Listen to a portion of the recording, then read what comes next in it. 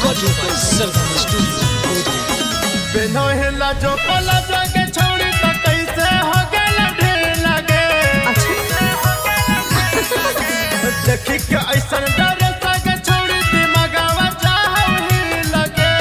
Use करल चीजवा रे छोड़ा हो बैन कबो सील रे। यूज करल चीजवा रे छोड़ा हो बैन कबो सील रे।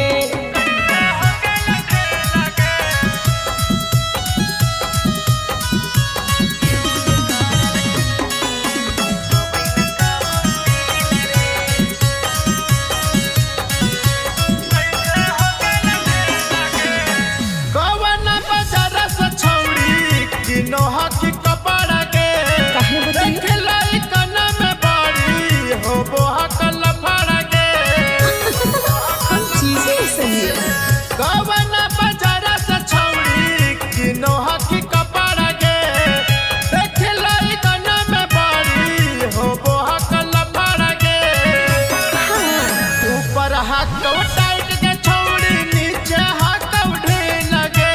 ऊपर हाथ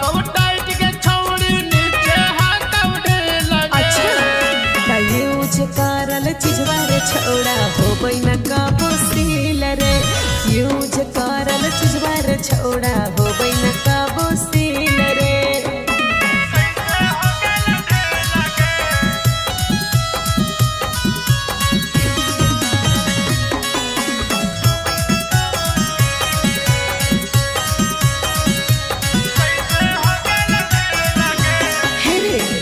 हमारा ऊपर कहे देहि ध्यान रे। देखी के चीजवा कहे डोलो तोरी मान रे। बोलना लाजो न लगाओ छौड़ी घूमो हक सहना से। डर नहीं लगाओ छौड़ी तोरा अपमान से। तो तू कहे फटो ऐसा न बात हटोगे छौड़ी तरंजन शिवम से मिल लगे। ऐसा न बात हटोगे छौड़ी तरंजन शिवम से मिल लगे। यूज करल चीजवा रे छोड़ा हो बैन कबो सील रे।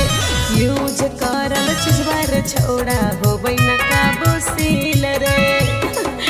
का बुझनी।